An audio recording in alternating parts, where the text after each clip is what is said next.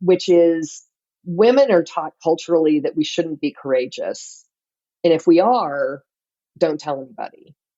Men are taught that equally destructive, they darn well better be courageous. And if they aren't, don't tell anybody.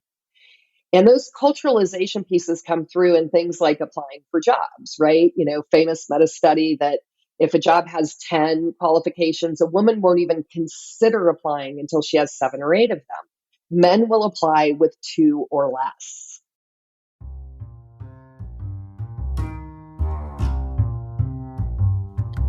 Welcome to the Leadership School podcast. I'm your host, leadership and self-care coach, Kyla Kofer. Here at the Leadership School, you'll hear leaders from around the world sharing their stories and expertise on how to lead with balance and integrity. Our goal? Teach you how to be an extraordinary leader.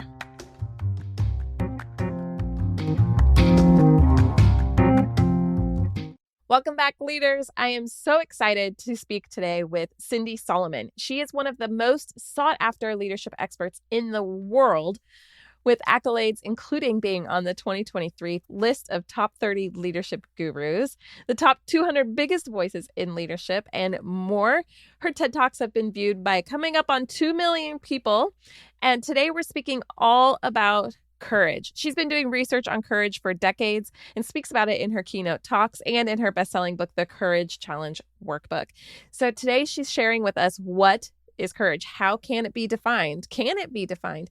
And is it an emotion or is it a skill? Find out as she explains and shares with us why courage matters to leaders and how you can develop it to be a more courageous leader yourself. So thanks so much, Cindy, for joining me. It's such a pleasure to have you here. And listeners, this is a perfect time to join us over on our Patreon page at patreon.com/leadership school, because Cindy and I continue this conversation about courage over on our Patreon page. And we get into talking about fear and the difference between courage and fear. Cindy, thanks so much for joining me. It's such an honor and privilege to have you here. Cindy, I'm really, really grateful for you joining me on the Leadership School podcast for dozens of reasons. And one of them being that you are not feeling that great and you're here doing a conversation with me anyways. Amazing. So thank you so much. I really, really appreciate it. And I'm so honored and pleased to have you here. My pleasure. So can you tell us your story? You have an incredible story that spans decades of research and information. So can you tell us how you got started? Just give us the 5-minute shortest version of the long story. Okay, I'll do my best. We'll see. You'll have to remind me of what we shared during our pre-event interview. But I started out in corporate, just like most people do, coming out of college, and made my way up through a sales organization, then into a marketing organization, and ended up ending my career as a VP of sales and marketing of a large Fortune 50 back in the dark ages. And when I left corporate America, I consider myself a recovering corporate executive at this point. When I left corporate America, it was always so stunning to me how many bad leaders that I had worked for or worked around, and how few great leaders that I had the opportunity to work for or work around. And I started really thinking about, after I left, what is that secret sauce? Like, why is it so magic? And I grew up corporately at a time where people were like, well, people are born great leaders. And I thought that just can't be true. I just don't buy that. So it started me on this path of trying to understand why certain leaders go from mediocre to great, or why certain leaders are already great, why certain leaders seem unable to get it together to become great at what they do. And it started me down this accidental research path of trying to understand what that secret sauce was. And after 9,000 interviews and decades of work now, we've discovered that it's really a very specific set of skills around what I consider courage. And it really is about courage, because in order for us, you think about any of us who get good at something. And once you're good at it, you kind of, go, whew, thank goodness, I'm good at this now. I don't have to do anything different. Now I can focus on other things. But the reality is, it's in that moment that takes the most courage to do something different. when you're already good at something. And as the world changes around us and what it takes to be a great leader now has changed so dramatically than what it was pre-COVID, than what it was certainly 10 years ago or 20 years ago, what it means to be a great leader changes right along with all those external influences. And it takes courage to keep changing your skills and upping your game and looking at things differently in order to become the leader you need to be, not just for today, but certainly for tomorrow.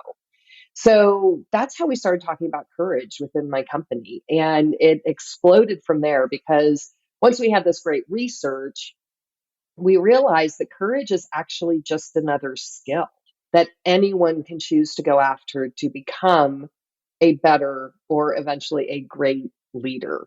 So that's kind of the origin story of this. Is I really did trip and fall into it just out of my own intellectual curiosity about why there aren't as many great leaders as there could be. So, were you already running your own company when you started asking these questions? Yeah. So, well, I was always asking the question, like any of us do when you work for a terrible leader, going, why? Why am I working for this terrible leader? And why is that leader over there really good? And why can't they sit next to each other so my bad leader will learn that they can be a good leader, right? So I started asking the question, as many of us do when we're reporting to those people.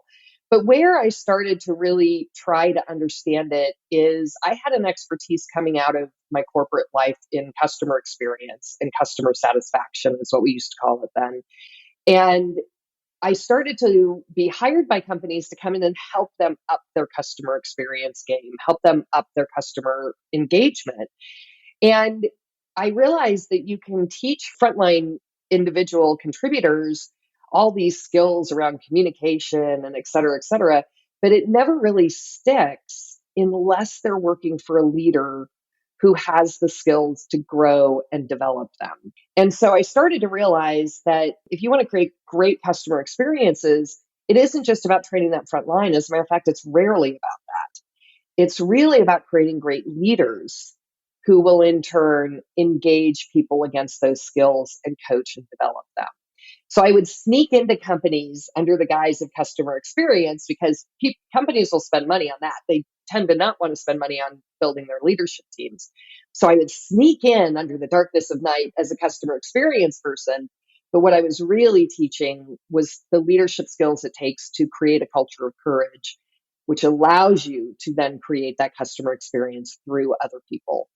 And is that when you started really investing in actual research on the Yeah. topic? Go ahead. Well, I was just going to say we tripped and fell into it because I started interviewing people.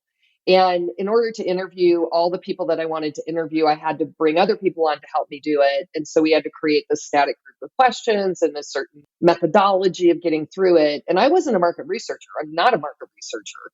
I know just enough to be dangerous. I can read a market research report. That's about it. But I was just curious. I wanted to understand it. And one thing led to another. So I started to speak on it. And so it allowed me to interview more people in preparation for that speech. And then I started to do workshops on it. And so I had to interview more people to understand the people who were doing it versus the people who were struggling with it, et cetera. And so, if you listen to my TED Talk, I talk about it being an accidental research project. And it absolutely was. It happened organically because I wanted to get to the root of it. I wanted to understand how I could help people. I just don't want people to work for bad leaders anymore. I don't want people to have to go through that. And so I wanted to find a way to create courageous leaders at scale so fewer people would have to work for those bad leaders. Wow. And, through your research, you mentioned your TED Talk, you're a keynote speaker, and you are on all these amazing leadership lists, like top 30 leadership gurus. Congratulations on all these Thank you. accolades. You've really worked hard for them, so they're well deserved. Thank you. And your TED Talk is on courage and leadership. Yeah, I've actually two TED Talks. So the first one is about how to build your courage, which is really a personal TED Talk because I wanted people to understand that courage is not just a business skill, but it absolutely is a personal skill that you can choose to grow. So that one is really about how you can build your courage individually. And then I have another TED Talk on how to deal with meeting overload, which I also think takes courage. Yes, it does. So Can you clarify for me how you centered in on this one word? You're interviewing all these people and you're finding noticing that good leaders have these skills. And how did you center in on this one main word, courage? I think we really discovered three things in the research that led us to that. Okay. The first thing is that when people talked about courage, we always say, oh, I wish I had the courage to, or that leader had the courage to. Well, I don't have the courage to. And so we wanted to hone in on what that was for people, like how they described it, how they defined courage. And we started to dig into that and we discovered three really interesting things. The first is that courage is entirely personal. Nobody can talk you in or out of your courage, nor can they talk you in or out of your fear. Well, actually, they can talk you into fear, but they can't talk you out of your fear. And that was kind of the first aha moment for me. You or anybody out there listening has kids. And, have you ever tried to teach your kid or talk your kid out of being afraid? Right? All of us have tried it. And has anybody been successful at it like ever? No. Never, never, never. So I live in town in Nashville, Tennessee. We live in the city. And just this week, there somehow is a bear in town, like a black bear wandering through our neighborhoods. And yesterday, our kids were all playing outside and I'd forgotten about it. And then I realized, oh, there's a bear. I wouldn't let the kids go outside again. They're like, why, mom? Why, mom? And I refuse to tell them because I have learned with my kids, they will be scared. They will never play outside again. So I was like, I'm just not going to tell them. You can't. You're right. You cannot talk somebody out of their fear. Exactly. It's just this entirely internal, personal thing. So that was kind of the first big aha is we just can't go into organizations or say to people, be more courageous, right? So can't do it that way because you can't use your words to get it done. Second thing we discovered is that most of us don't think we are courageous. And that was kind of a big surprise to me because when we did these in depth interviews, really only 1 in 3 people believe they're courageous. And that's simply not true. 100% of us are courageous. We make courageous decisions every day, but we don't take notice of them. I mean, sometimes, let's be honest, look back onto the COVID years, sometimes just getting out of bed was a courageous act. Taking the time to listen to this podcast, I would argue, is a courageous act. It's the little everyday actions that we don't understand are courageous because we're choosing a path. And that's where I started to realize that courage is simply a decision making skill that you can choose to employ and use. And there's this great quote going back to my first point about courage is entirely personal.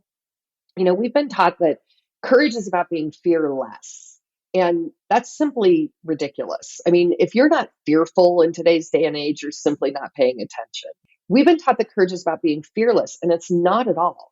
There's a great quote by Rollo May that says, courage is not the absence of fear. Rather, it's the ability to take action in spite of that fear. And once you realize that it's that moment where you have that bit of anxiety or stress or uncertainty, it's in that moment where your choice is actually the courageous act. It's okay to feel those things, but then the courage is in making the choice to act. So just flipping back to the leadership piece for a second, if I am great at public speaking and I just keep doing it and I don't do anything different and I just keep doing it, yeah, I'm going to be fine at it. But as my audience changes, I need to change along with it. And the courageous act comes in me doing it differently, me doing a different story, me doing a different approach to one of the topics, me creating a whole new keynote as an example. I should get that anxiety. I should get that fear. But the courage is not letting that fear stop you from taking the step, making the decision, choosing the path, executing differently.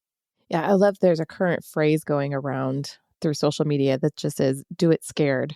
Yeah, Go do what you're going to do anyways. If you're scared, fine. Just do it anyways and be scared while you do exactly. it. Well, and let's be honest. I mean, if we're only unafraid or not stressed or comfortable in the things that we're doing on autopilot, I mean, you think back about like when you learned to drive, right?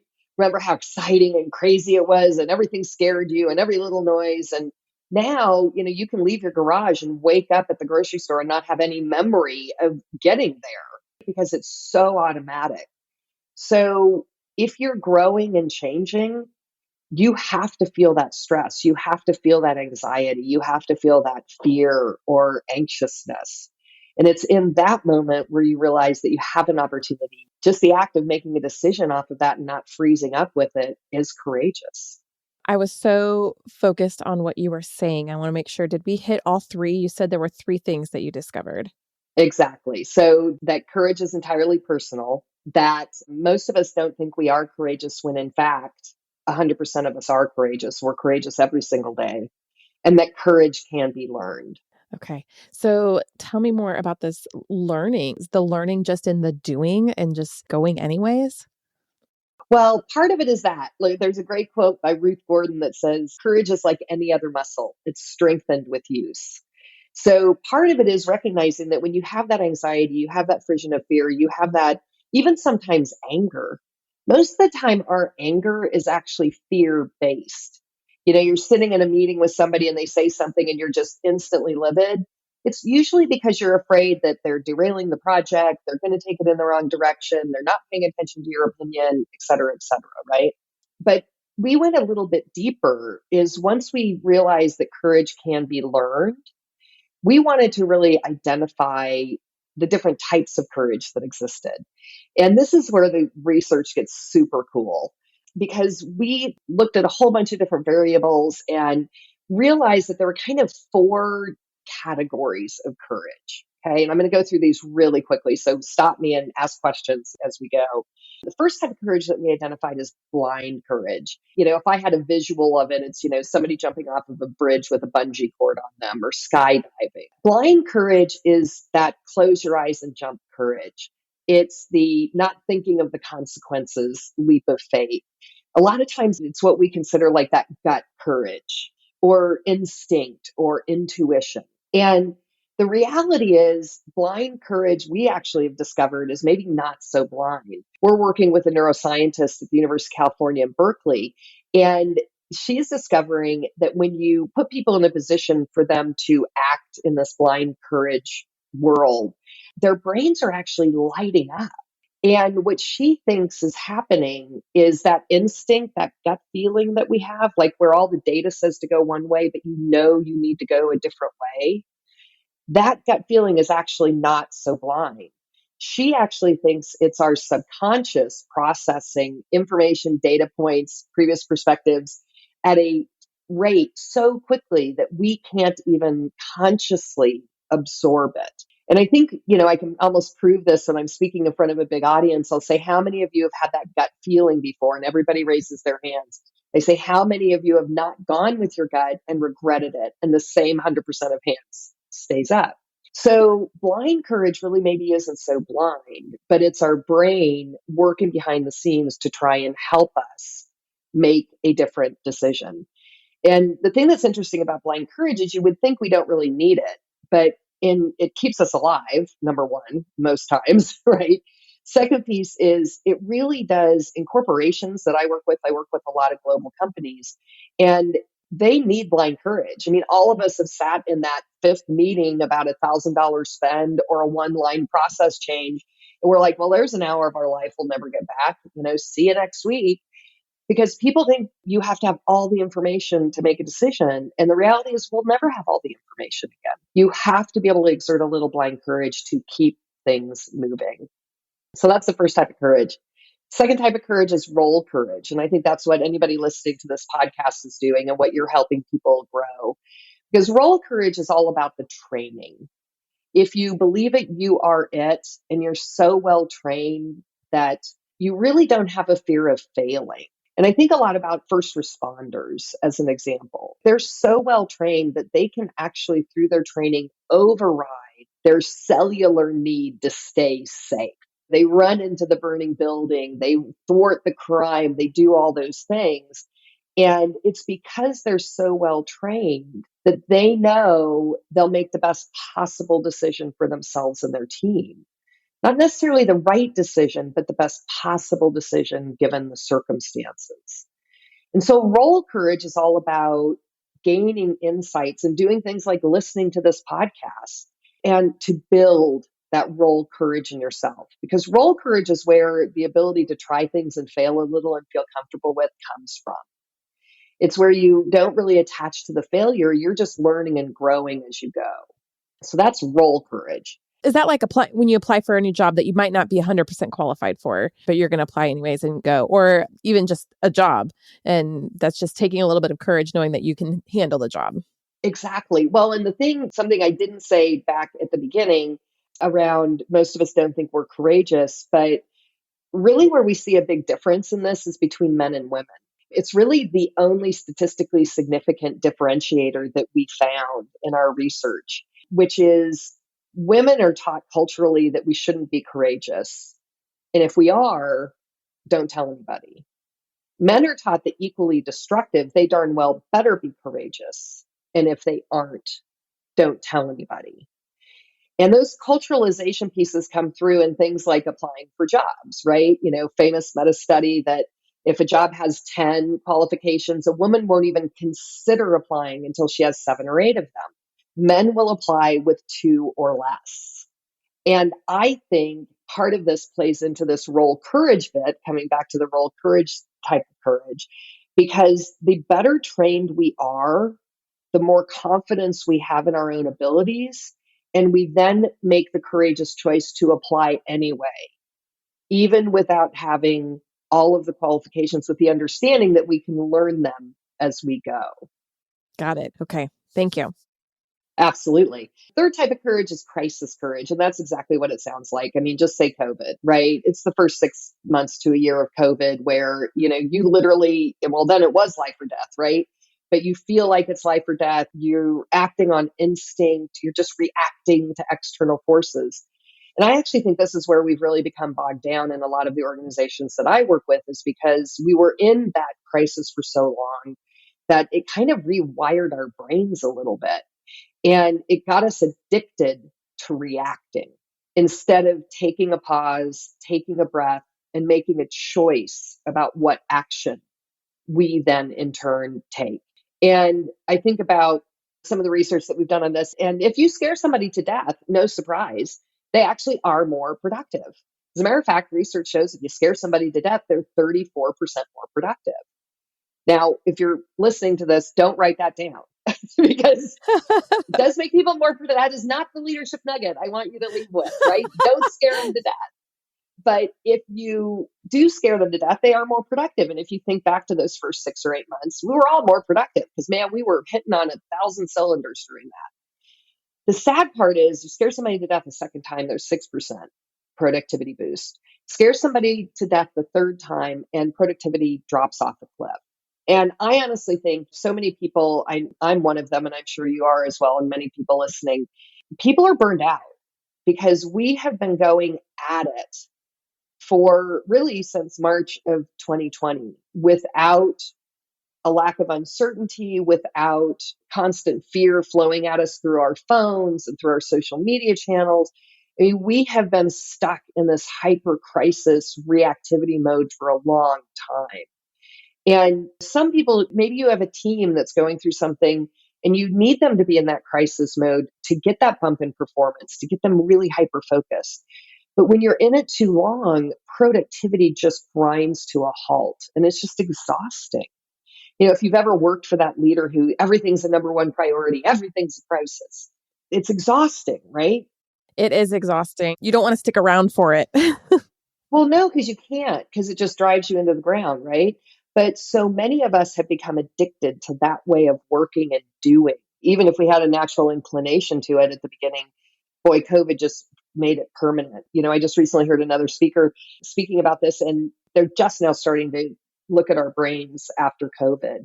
And the way she described it is that we basically have a world of people who have post-traumatic stress disorder that haven't dealt with it, haven't really processed it, and have just kept moving to keep alive, to keep doing. I'm not saying that I would argue entire industries should be in the crisis quadrant right now. I just got an email from Amazon that they are now in the pharmaceutical business. they now have Amazon Pharmacy that they're testing. So Walgreens, CVS, Duane Reade, whatever your pharmacy is, they should have been in the crisis quadrant 2 years ago, because now there's no catching up. Taxi industry 10 years ago should have been in crisis before Uber ate them alive. So there's certain times where you want to choose to use it and it's important, but you can't become addicted to it and you can't sit in it, because it does drive that lack of productivity and that burnout. Hey leaders, have you ever considered starting your very own podcast? Podcasting is a really amazing way. I want to just say for myself, my own experience in creating this leadership school podcast, I have grown my business. I have learned exponentially. I've had a ton of fun, and my confidence level has increased tenfold by continuing to show up and put on a really great show. If I could help you to start your very own podcast without feeling overwhelmed, without the confusion of what do I do or how do I start, without dealing with all the self-doubt, would you take me up on the offer? If so, what I want you to do is right now go to podcasterschool.net. That's podcasterschool.net. You can start out by taking the quiz on what kind of podcast should you create. From there, go ahead and schedule a call with me and let's chat, because I want to hear about what your potential ideas are and what would make you interested in starting a podcast. It's such a fantastic way to really grow, increase your knowledge, your business, and really get yourself out into the world. So take a look at podcasterschool.net, take the quiz, schedule a call with me, and let me help you get started on your very own show. So that crisis mode is meant for a temporary, that is the courage that you need to get through a temporary situation. It's not meant for a long-term, continual, ongoing process. Exactly. Yeah, it's not the way to lead. It's the way to jumpstart people for a super short period of time. Then you got to quickly step away from it. It helps with alignment. It helps with getting really innovative, because sometimes it is life or death, like it was for 6 months of COVID for all of us. Fourth type, real quickly, is core courage. And this is probably the toughest, because core courage is all about understanding who you are, where you want to go, where you want to be in 6 to 8 years, where you want to be in 6 to 8 weeks for some of us. It's really about taking the time to understand who you are, what your North Star is, what your legacy even is going to be. And the thing that's so hard about core courage is that you have to do that work before you need it. So if you've ever worked for a leader who the whole world is on fire around them and they're just like steady Eddie, they're super focused on the goal, they're bringing people together, calm, cool, and collected, they're acting probably from a place of core courage. And it's because they've done the work ahead of time before the crisis or the difficulty hit. And so for us, I think a lot as it relates directly to leadership. What do you want your legacy to be as a leader of people? I mean, nobody, I use a slide sometimes in my keynotes that has a tombstone and it says they made their metrics. That's not what you want your legacy to be. You really want your legacy to be that because of your leadership, somebody had a different career trajectory. Somebody took a role on that changed their lives. You helped somebody build a career that lasted so far beyond you that it impacted other people that they then in turn led. So really getting us more used to sitting back, taking that pause and thinking about what's the legacy that I want to leave. That's when you're able to utilize your core courage. And it's in that moment that you're prepared for whatever might come. So those are the 4 types that we've identified. That's so fascinating, because I was expecting you to come in here and give me one solid definition for courage. This is, I think I even wrote it down as a question I wanted to ask you, like, how do you define courage? But courage is really broken down into a lot of different ways. And I'm curious if you would classify courage as more of an emotion or a skill or somewhere in there. Yeah, so courage is flat out a skill. Okay. I mean, and anybody can choose to build it if they want to. That's fascinating. So, but yet we all have courage and we all act courageously, but we can act more courageously? Absolutely. So let me give you an analogy. So let's say I want to run a marathon. Okay. Which, by the way, would never, ever happen. But let's say I wanted to run a marathon. Um, I can't just go and jump outside and start running and hope for the best. I mean, I can. It's going to be a long haul to get to that. The other piece of the puzzle is if I'm not understanding that today I ran a mile in this amount of time, but tomorrow I ran a mile and a quarter, and maybe my time got a little bit better too, right? So you have to start measuring it and becoming aware of it so that you can do a little bit more each time.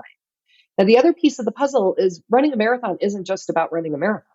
It's not just about running the million or however many miles a marathon is.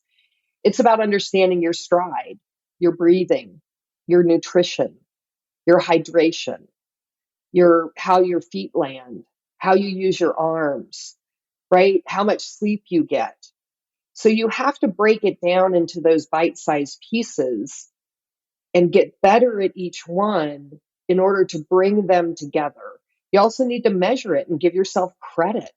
If I run out there and I just do, I don't even know how much I do, but I just run and go, well, hope that helps, and then go do it again the next day, I'm never really going to make that progress in the fastest possible way. The skill of courage is exactly the same. I want to be a more courageous person. That's the goal of running the marathon.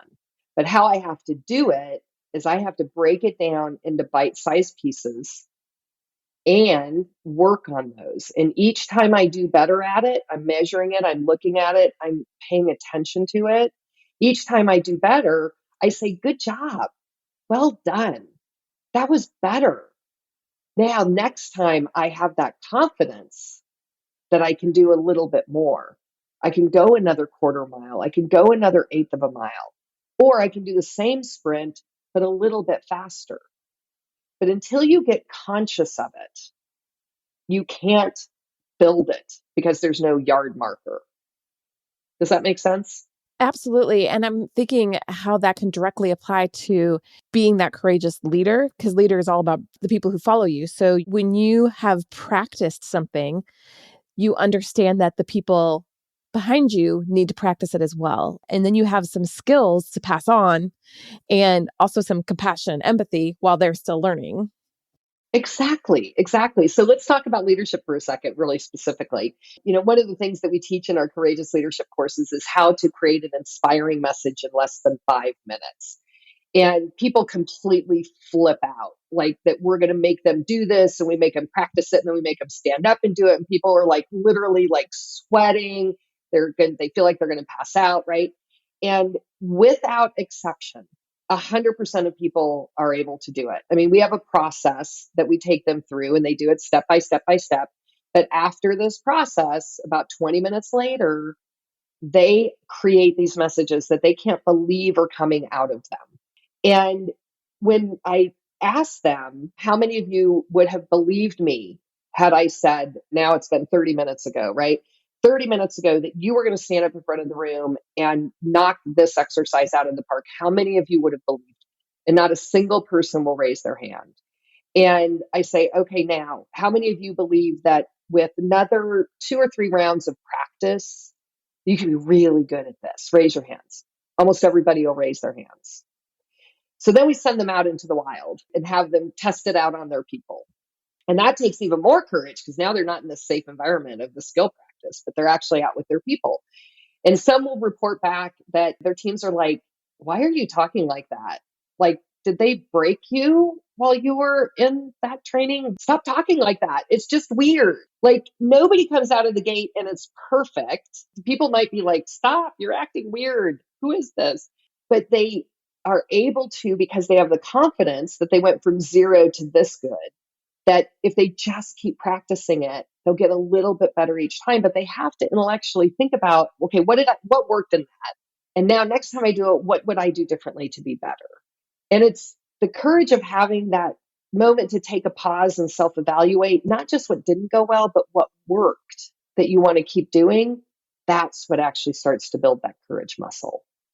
I don't really know what to ask you next. I've just been like listening and soaking it in, because thinking about, of course, my own situations and plenty of examples and stories that I've heard, and how this could really change leadership if, you have every leader who's acting courageously in the way that we do that, and the way that, yes, it does build that muscle. And I was thinking too about when I have run half marathons, have not made it to a full, but half marathons. And I remember day one being terrified. And then the pride that you build after you do it and after you accomplish it, and that you do create more pride in yourself as you practice and you try and you go forward anyways. Well, and think about just even that example, going back to those four types of courage, right? Like, think about that for a second, because it's blind courage probably that makes you start it, which is like, I'm going to do this. I don't know how it's going to work. Let's try it. You're using blind courage.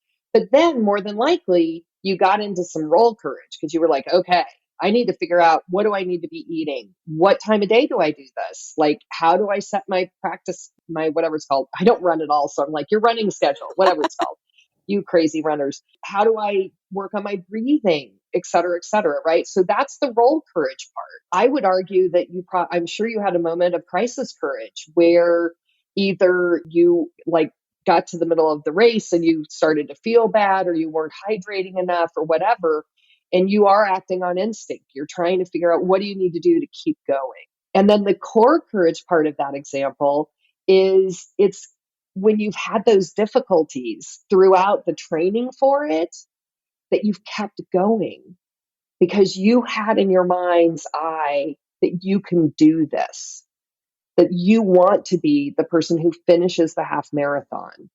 So you actually use all four types of courage, probably, and all of us use all four types of courage in any given day. I mean, hopefully we don't have to use crisis very much, but if you have children, you're using crisis every day.